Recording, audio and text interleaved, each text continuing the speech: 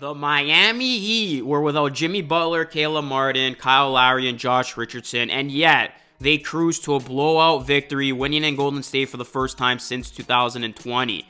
Leading the show for Miami was Tyler Herro. He had 26 points on 55.5% shooting from the field. Herro has been on an incredible run. He is averaging 26.2 points since returning from injury. He shows no signs of slowing down, and he is making a strong case to be an all-star for this season. And then Jaime Jaquez Jr., he continues to be one of the best stories this season. He chipped in with 17 points, 6 assists, and 5 rebounds. He continues his impressive play as the 18th overall pick in the 2023 NBA draft has been the steal of the draft. He had 31 and 10 on Christmas. The Miami Heat have won 4 games in a row, all without Jimmy Butler. And this team was written off by the majority of people when they didn't trade for Damian Lillard. But now, they look better than ever before. What's going on, everyone? It is Luca here, back with another video on this one.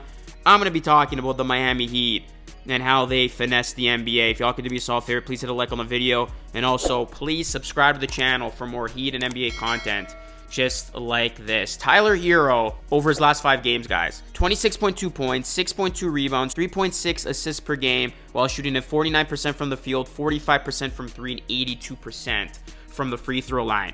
He and rookie Jaime Jaquez Jr. continue their impressive seasons. Herro has taken the leap and is playing like an all-star, while Jaquez looks like the future of Miami and a true star in the making. This is leaving Heat fans feeling good as they are mocking the Portland Trail Blazers general manager Joe Cronin. Remember, fans were originally upset at Cronin for not considering Jaquez Jr. and Herro in a trade for Damian Lillard, but now Heat fans are happy that it never happened because Miami looks to be in a far better position. And never forget when Kevin O'Connor said that this would be one of the worst trades in NBA history when looking at a mock trade that was proposed back in the offseason. Herro, Jaquez Jr., and Jovic combined for 54 points in the victory over the Warriors. You just lost to the Dame package, and that gave fans even more fuel, reminding Cronin what he missed out on by not entertaining Miami's trade package. And never forget when Kendrick Perkins said this about Miami missing out on Dame, and I quote, "I feel sorry for their loss. Look, Pat Riley, for the first time, he got finessed. He thought that he could wait it out. He thought that Portland was going to fold and give in to the package that he wanted them to give into, and the Blazers didn't. They said, we're not waiting on you anymore." The reality is, Riley's not the one that got finessed. He did the finessing because he didn't get desperate. He didn't want to give up more than necessary, and boy, did that ever prove to be such a great move on his part. Miami dared the Blazers to go find a better deal. And remember, Windhorst said this on NBA Today a few months ago. I don't think the Heat are desperate at all to trade for Damian Lillard. I think they want to trade for him, but I don't think that it's something that if they don't get it done, that it wrecks their season.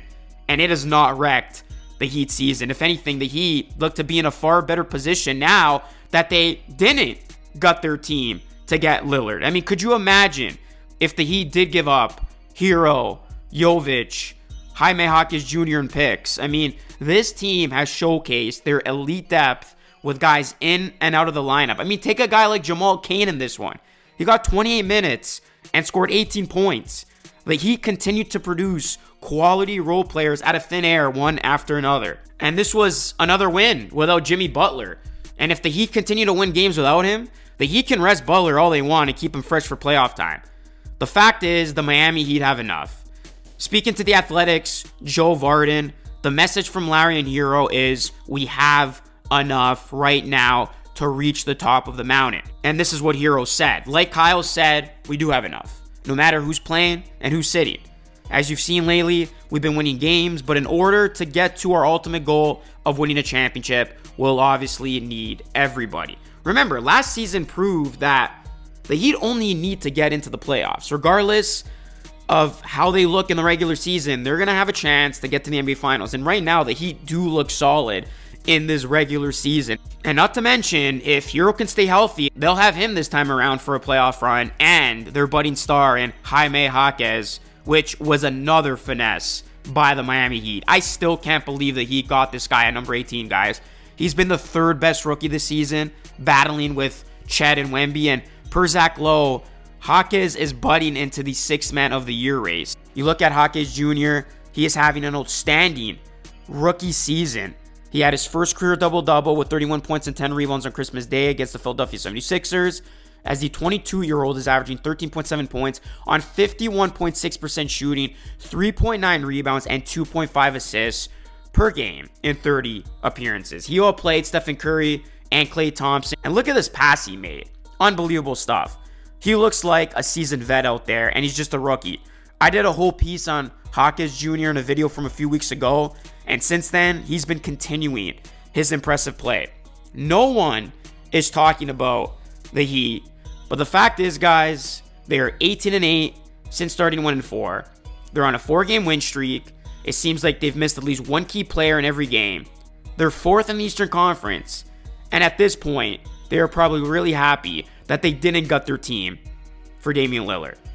We'll see how the Heat continue to look down the stretch. You guys know I've been high on this Heat team, obviously going back to last season, but a lot of people thought they had a bad offseason. I was one of the people saying, pump the brakes. I thought the Miami Heat did a solid job. They lost key pieces. They didn't trade for Dame. People were saying the Heat are going to come back to reality, but man, does this team look more dangerous than the one from last season. And again, this is all without Jimmy. You add Jimmy back, you add a healthy starting 5 back, you add all of these quality role players into the mix now. You got one of the best coaches in the NBA, and Eric Spoelstra, who always pieces it together at the right time. The Miami Heat are going to be a problem once again this season, guys. And I'm just going to sit back and watch it unfold all over again. And what I do want to mention here in closing is the Heat are actually the first team in the East to 10 road wins. I'm telling you, I know it's early.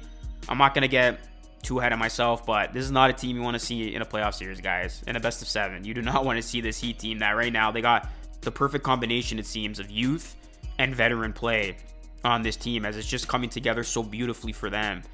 As the Miami Heat, I mean, this is a team that they just find ways to get it done when you least expect it. And that has just really been this team's identity. They just, when you think they're done, just when you think it's over, they find a way to once again emerge as a legit threat. And it looks like they're doing it once again this season. So I just wanted to do a piece highlighting the Heat.